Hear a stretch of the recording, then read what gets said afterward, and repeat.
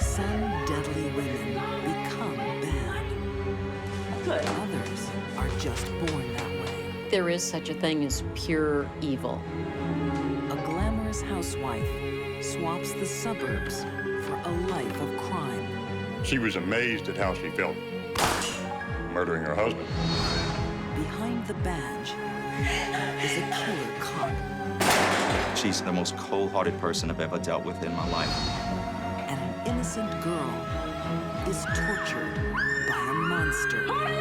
The pain that she endured can be compared to the pain that Christ endured when he was crucified. For these deadly women, killing comes naturally. You deserve it. Because they're born bad.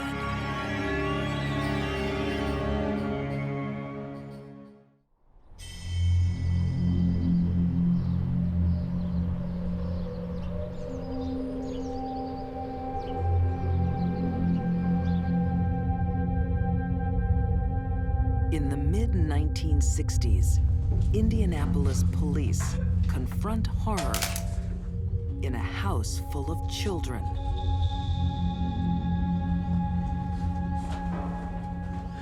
She's gone.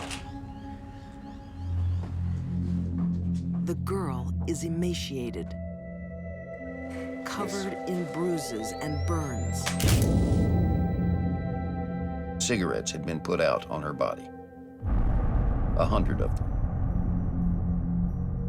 This young girl was tortured. It was a horrible, painful trip into death. Unbelievable. What the hell is that? 7 words are carved into her flesh. I'm a prostitute and proud of it. I need to know what the hell has gone on here. Suddenly, a girl comes forward. She says, "You get me out of here, and I'll tell you everything." Her story will shock America and unmask a sadistic killer. How could a sane person do what they did to this girl?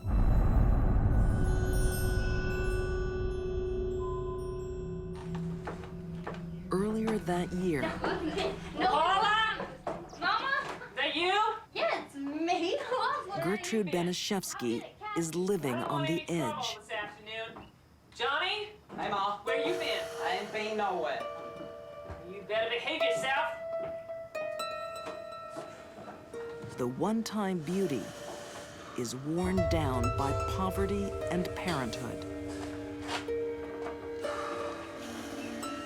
Gertrude was 37 years old and had this house full of kids. Where you girls going now? Just out, you know. Get out. She had practically no income. She had some child support, which was not a lot in those days. And she made some money by ironing, and that's the only income she had.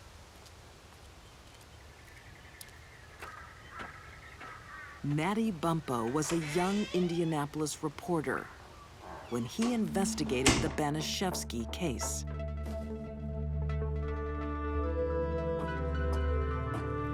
She had 7 children in the house of her own, and all the children had friends.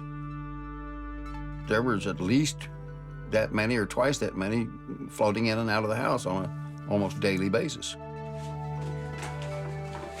This way. Whoa, what's going on here? Nothing, we're going. What do you mean we're going through? One of the Who are many these girls? visitors Sam, you, is Sylvia, 16-year-old Jenny. Sylvia Mom. Likens. Do you live around here? No, they're gonna stay here tonight. What do you mean they're They staying here got nowhere tonight? else to go. Pretty Sylvia and her sister, girls from? polio Where are victim you Jenny, from? are the daughters of carnival workers. Well, up in your room, Paula. Come on, All of let's yous. go. They were invited to spend the night, and they did. Come on. Soon, this house will be Sylvia's home and her prison.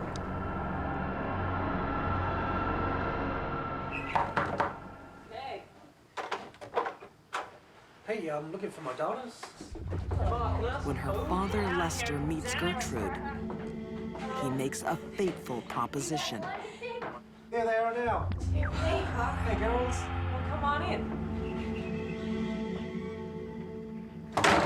He asked Mrs. Banashevsky if she would board the girls for him while they went out on the carnival circuit. Now we got plenty of room here. She said yeah, and negotiated a price of $20 a week. That's great. That sounds great. Now there is one thing. Now I'm gonna need that $20. All right. I'm gonna need it up front. All right. Okay?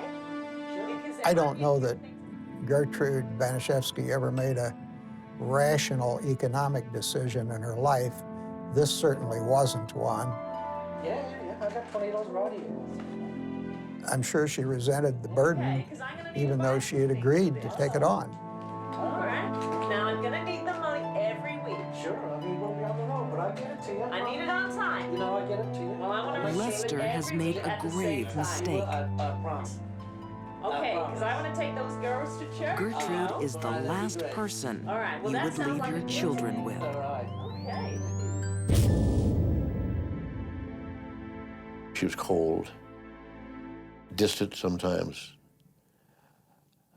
giving one the impression that she's not exactly there all the time. In 1965, psychologist Edward Strain gives Gertrude Banashevsky a simple diagnostic test.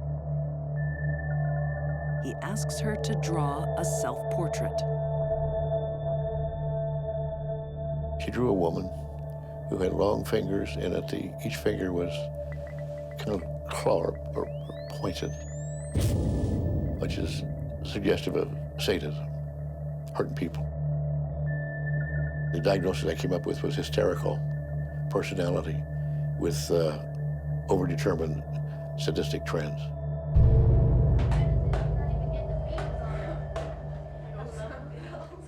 With 9 children now in her care, Gertrude is under immense pressure. The house wasn't equipped for 2 people, let alone the crowd that was living there. I mean, it was grim. Something out of Charles Dickens almost. It's not here.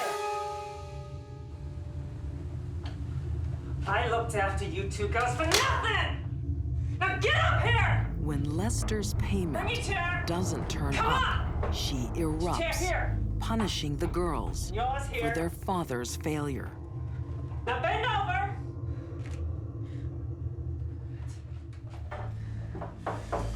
You bitch! But this is not just anger about the money. Gertrude enjoys it.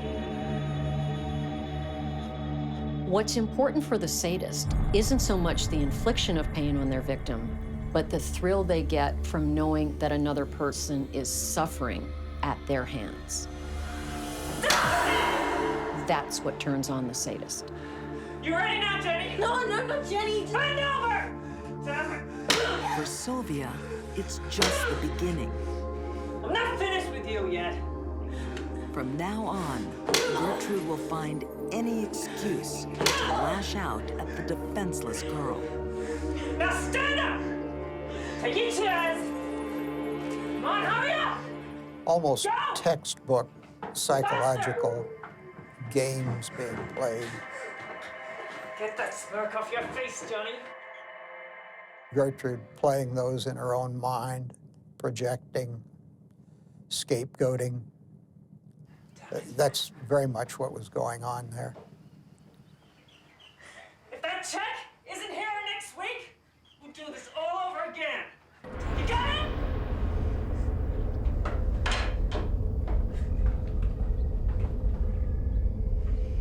Jealousy is a very common motivator for abuse and murder. Former FBI profiler Candace DeLong believes Sylvia was a constant reminder of everything Gertrude had lost. Gertrude didn't have any of the things that young Sylvia had. Sylvia was pretty and she was clean, she was a virgin.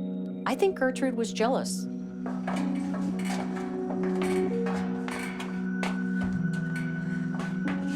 Jealous and cruel, You're a dirty little slut! Gertrude will recruit innocent You can stay children down here till you learn your lesson! Shut up! in a sadistic vendetta against Sylvia Likens. The pain that she endured on a daily basis, I think, can be compared to the pain that Christ endured when he was crucified. But he went in a day.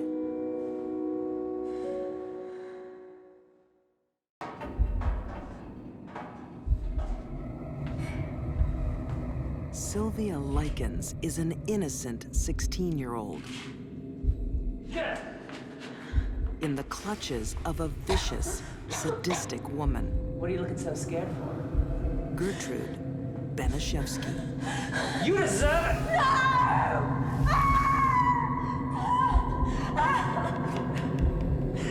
I think she knew everything she did. I think she enjoyed it.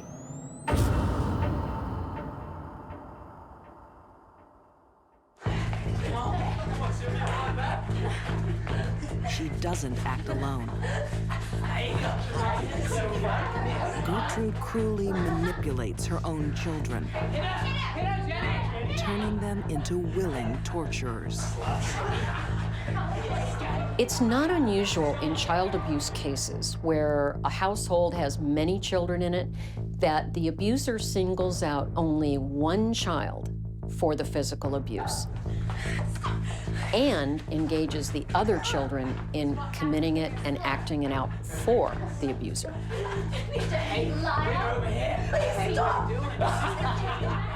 You had an adult who was an authority figure to these kids, authorizing this cruelty.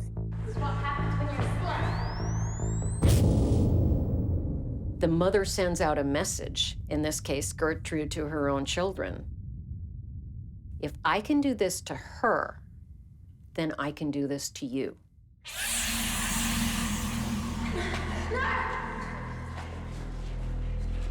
Worse is yet to come. Hold it down! Try that! Goddamn little slut! You burned my daughters. Now I'm gonna burn you! Horrifying! When Sylvia is accused of spreading rumors, You see this? You gonna get this? Gertrude's sadism finds new extremes.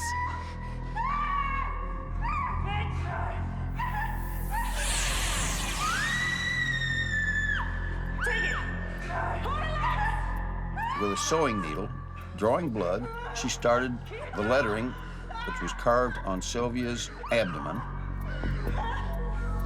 Keep still! Pin her down, Johnny! Hold her! I think that Gertrude carved the words, "I am a prostitute and proud of it," in Sylvia's stomach because she was already planning to murder her. Alone in her agony, Sylvia's only thought is to protect her sister. Psychologically, she was in a prison. And I think she submitted to a lot of the beatings and the torture, possibly thinking, they can do it to me, and if they do it to me, they won't do it to my sister. She'll be safe.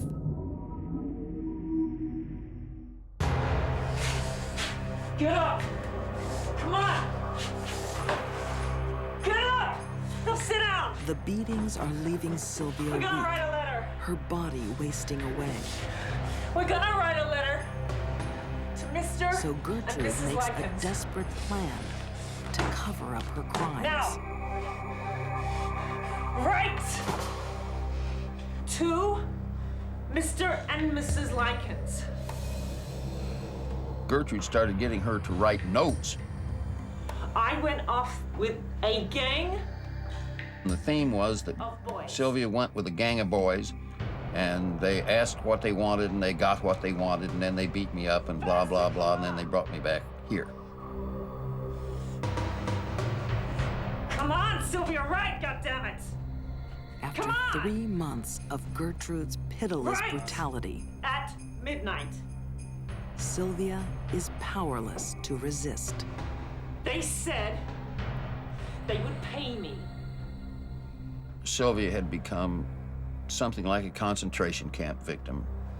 Good. At some point, she lost the will to live. I don't want to see you again.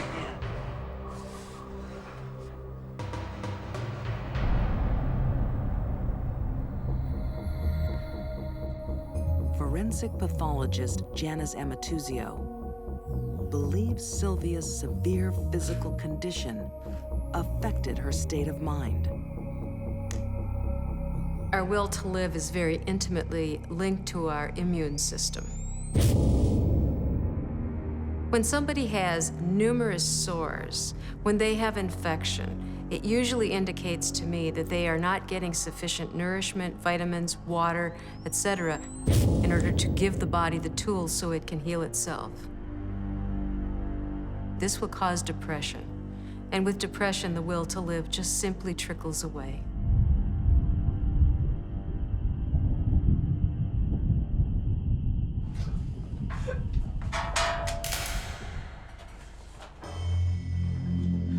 She's gone.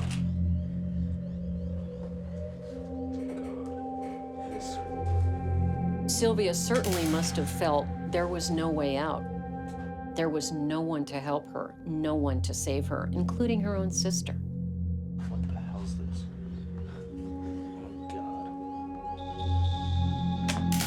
God. Gertrude rallied the troops, that being her children and the neighborhood children, and told them what to say when the cops got there. This time, Jenny Likens won't obey. I need to know what the hell has gone on here. Get me out of here and I'll tell you everything. She couldn't save her sister, but she can help catch her killer.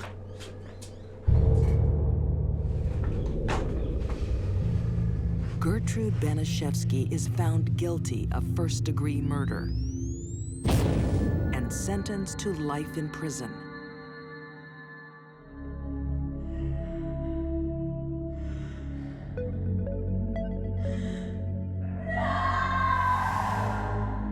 I think Gertrude tortured Sylvia to vent her own anger and frustration. She devalued Sylvia in her mind, and it made her feel good. I've never seen any human being who did what she did and enjoyed it as well.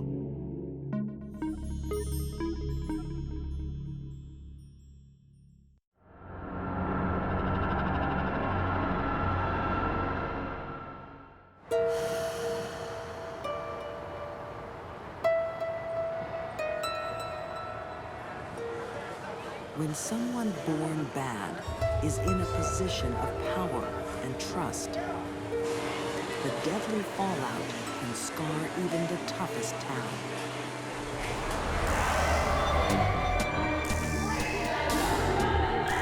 It's 1995.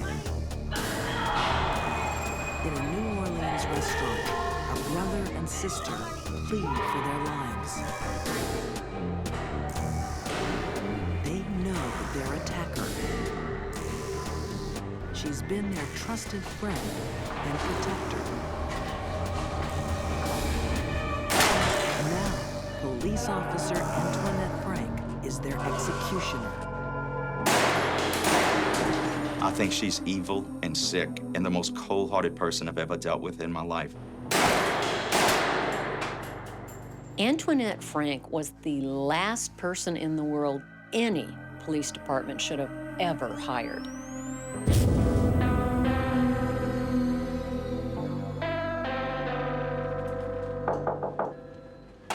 Oh, hey. Hi, how you doing? Antoinette, nice to meet you. Antoinette Frank dreamt of becoming a police officer from a young age. Why do you want to join the force? It's always been something I've been keen on just really want to help with, crime and that sort of thing, and think I'd be the just perfect person. But she should never have been given a badge. Right, never been asked to leave, been fired. Antoinette Frank initially was rejected on the job because of her psychological evaluation. That's it. We'll have a look at all that stuff and, The police department's process at the time then referred her to a psychiatric evaluation by a medical doctor. The doctor finds her a dangerous liar with a troubled history.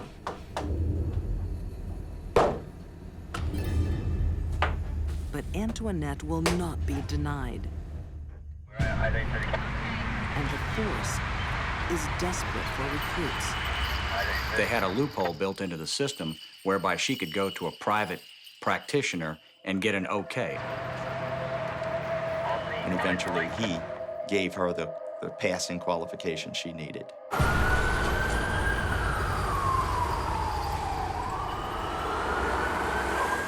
Once in the field, it's clear this 23-year-old isn't cut out for life on the force.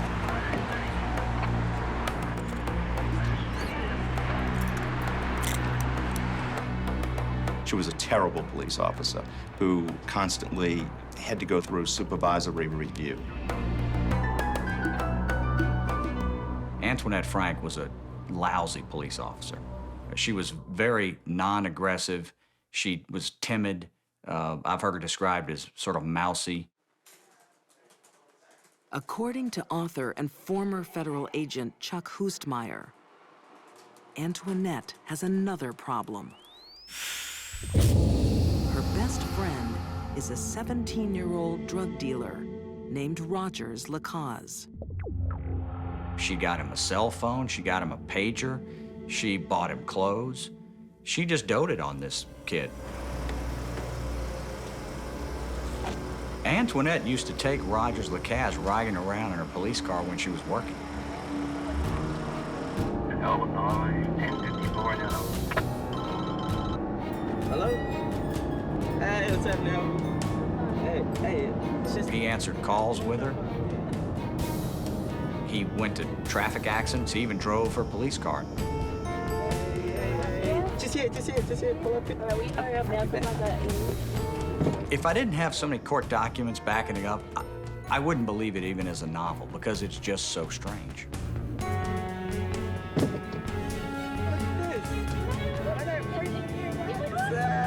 I think Frank was attracted to Rogers Lacaze because he was young and he looked up to her and she could dominate and control him.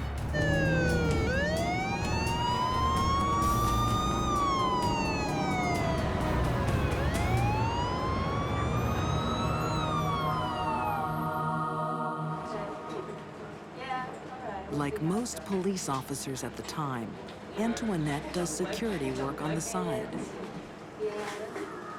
She guards the Kim An Vietnamese restaurant. In the 1990s, it was absolutely essential for a New Orleans police officer to work a security detail just to pay the bills. They worked restaurants, bars, special events. So how we do that? We did really well. Yeah, business is going really great. We made $25,000 tonight.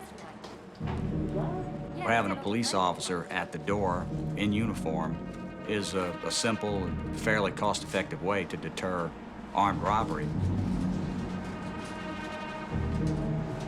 The restaurant is owned by the Vu family. Shouldn't be too much longer. I just cash out and clean up and we get to go home. The Vu family gave her birthday presents. They had lent her money when she needed it. They were very nice to her. Thanks for your help tonight. Anytime. We enjoy having you here. Their faith is tragically misplaced. They have welcomed a woman into their lives who is an ice-cold killer.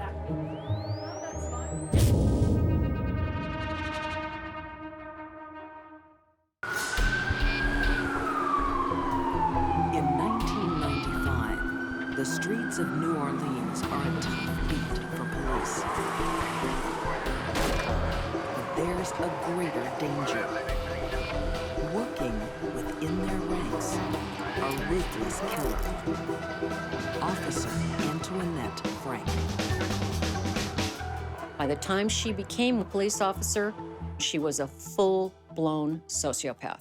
And she used her position that badge gave her to use and abuse others. She's what you would colloquially consider a psycho. Off-duty, Antoinette does security at a Vietnamese restaurant with fellow officer Ronnie Williams. But just like her police work, this job isn't going smoothly. She thought Ronnie was getting more hours and more pay as opposed to her. And I think that's kind of what triggered her into deciding to go to get the cash out of the place, and she felt like that would even things up.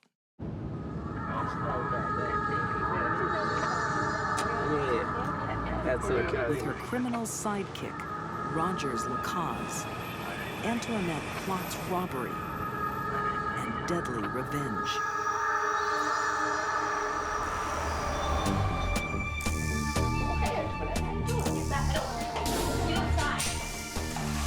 The Vu family's trusted guard is now their attacker.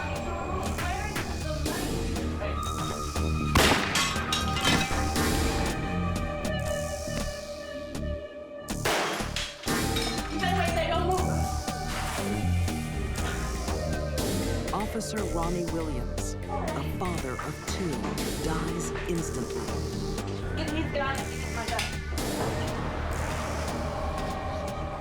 They went there with the full intention of killing everyone there just to get the cash that may be on that location. From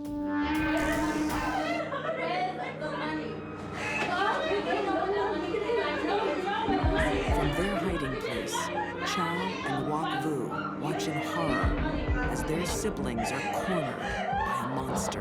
Go away! Where's the money? Where's the money? Very little planning whatsoever. Just total chaos and evil thoughts. Where's the money?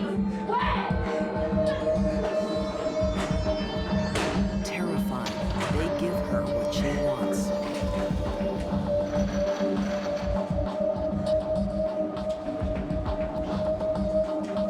The survivors actually could tell us they heard them begging for their life.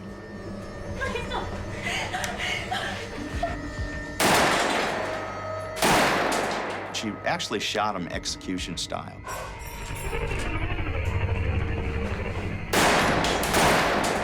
They were on their knees, on the kitchen floor, and she fired 9 bullets into them.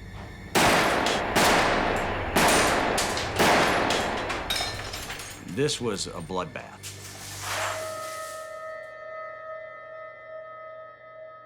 I mean, here you have an active police officer committing murder, and one of the victims is another police officer. It was unheard of. It made me sick to my stomach. I could have vomited because the thought that a fellow police officer could kill another officer for the sake of money.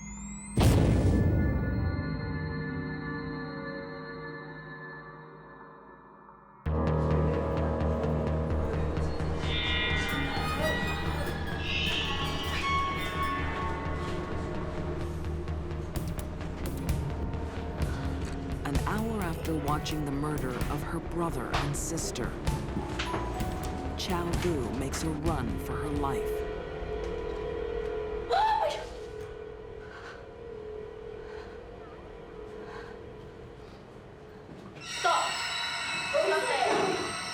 Antoinette has returned to make sure there are no survivors.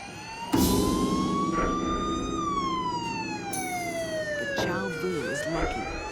Police arrive just in time.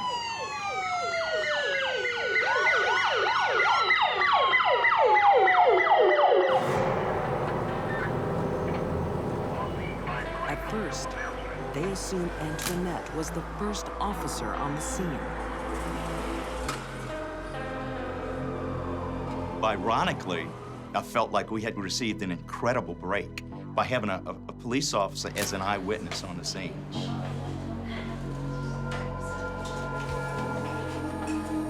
Shaking in terror, Chow Vu finally reveals the awful truth. The killer is Officer Antoinette Frank. It does take a particularly vicious, cold-blooded person to just gun down 3 helpless people who knew you.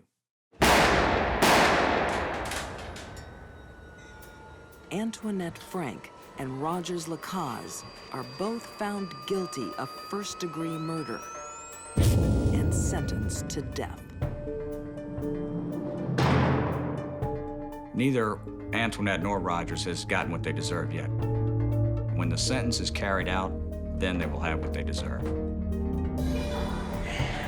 I've handled, assisted, or supervised well over 1,000 homicides.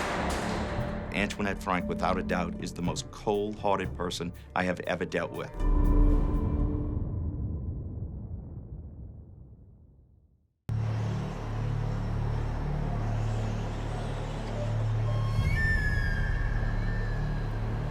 For some women, killing can become a lifestyle choice. Most people that get involved in violent crime had horrendous childhoods and suffered a lot of abuse. Other people that get involved in violent crime were just born bad.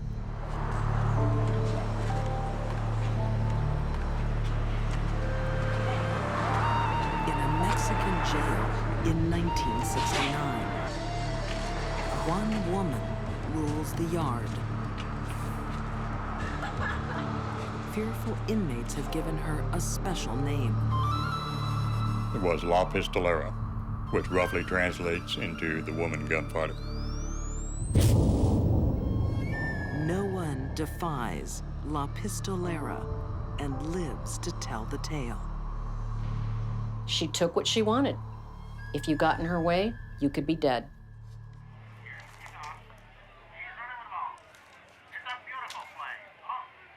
Nine years earlier, in Independence, Missouri, Oh, yeah. Come on. 20-year-old Sharon Kinney is locked in a loveless marriage.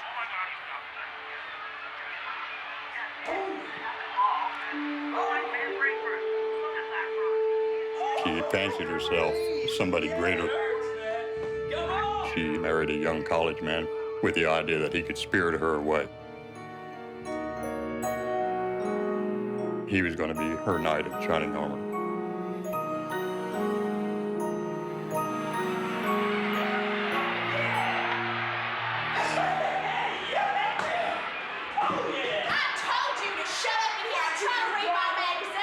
Sharon isn't interested in the life of a 1960s housewife. Sharon didn't like the religious attitudes of her husband, James. And so from that point on, it started deteriorating.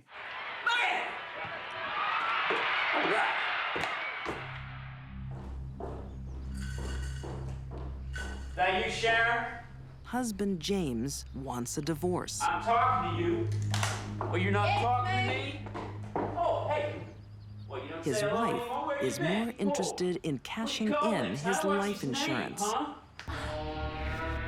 with a bullet. You're a whore.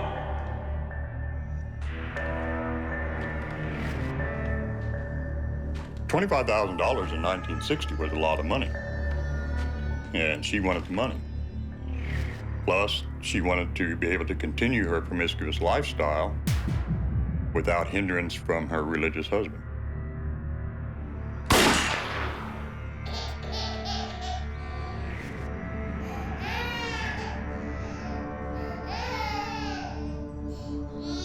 For the first time, she feels the thrill of the kill.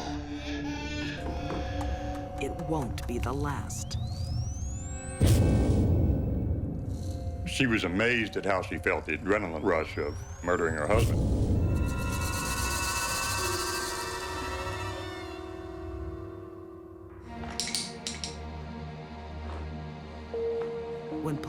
investigate her husband's death. She coolly pins the killing on her own daughter. She called the police department and said that Dana Kinney, James's 2.5-year-old daughter, had accidentally shot her father while she was playing with the gun.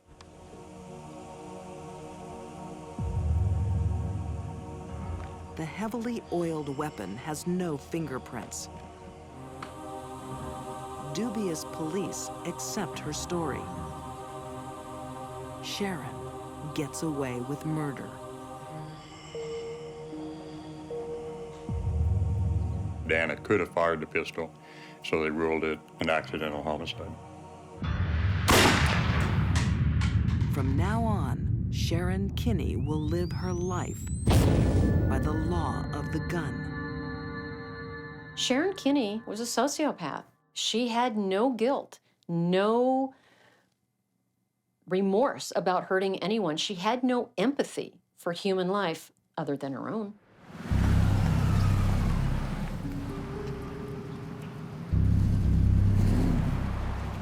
One month later,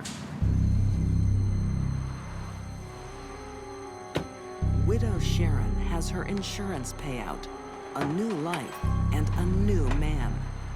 Car salesman Walter Jones. Walter was married to a very beautiful woman named Patricia, and they had 2 children. Sharon wants Walter all to herself. Well, I thought that maybe we'd get married and have a family. I'm already married. We'll leave your wife. I'm not leaving my wife. I got responsibilities. She announced to him then that she was pregnant. He threw a fit. For yourself. I'm not having this conversation with you. Walter Jones is playing with a deadly woman. She'll get her way with murder. Sharon Kinney wanted what Sharon Kinney wanted, and she wanted it now. I hate you.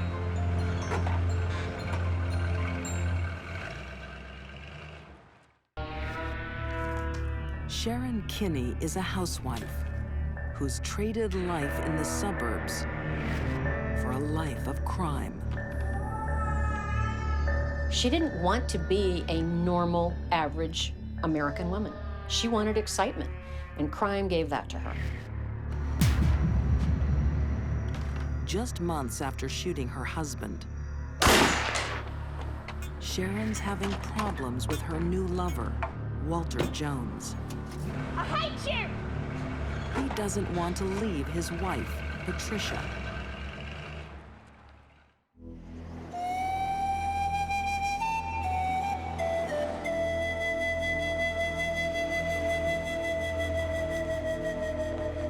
Sharon has a solution to people like Mrs. Jones. She kills them. Get out of the car. Get out of the car. Just do it. Get out.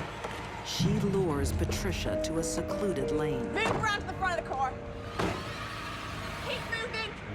This deadly sociopath doesn't think twice before taking another innocent life. Get down. Turn around.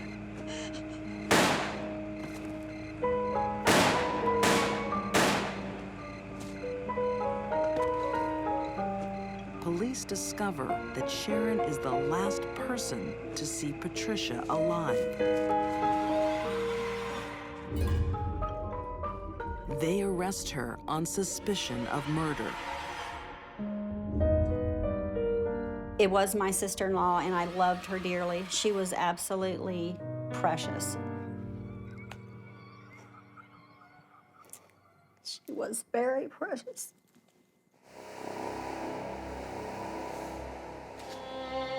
Walter Jones' sister Joyce was just 12 when Patricia was killed. She'll never forget the moment she locked eyes with Sharon Kinney in court.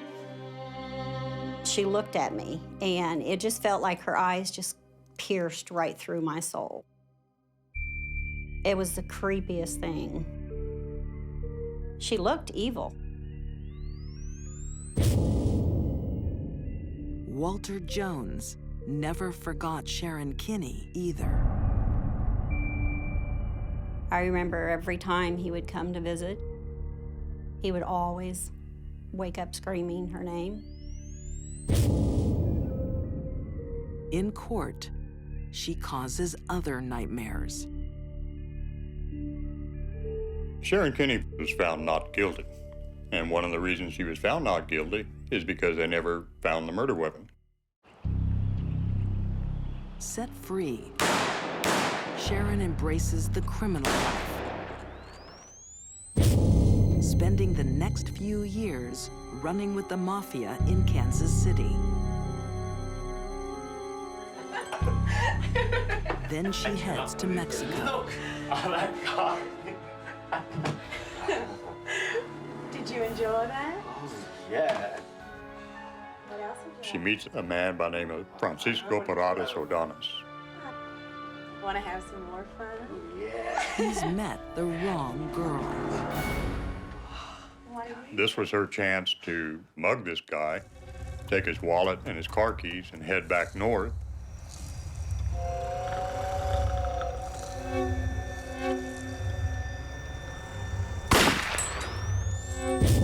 This time, she doesn't beat the law. Sharon was very flippant. Yeah, I'm going to get out of this. Yeah, I'm invincible. Yeah, I'm bulletproof. A Mexican court finds Sharon Kinney guilty of murder and gives her 10 years in prison. But a foreign jail is no match for this deadly woman.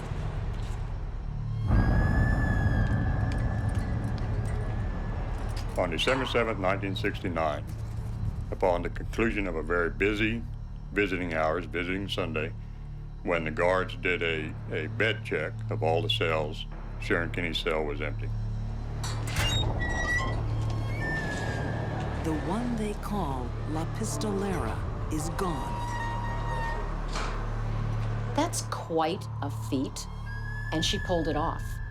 That's the kind of person she was. Nothing could stand in her way, not even prison. No trace of her has ever been found. I do not believe she's dead. I believe that anybody as smart and crafty as Sharon Kinney would still be out there.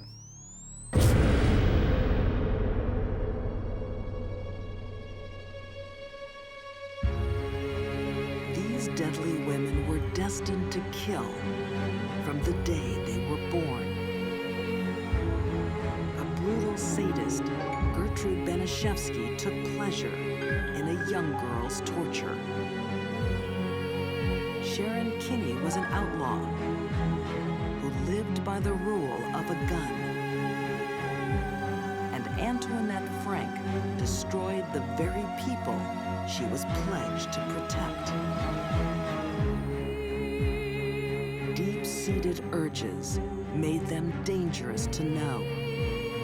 These were frightening women following an instinct to kill. They were born bad.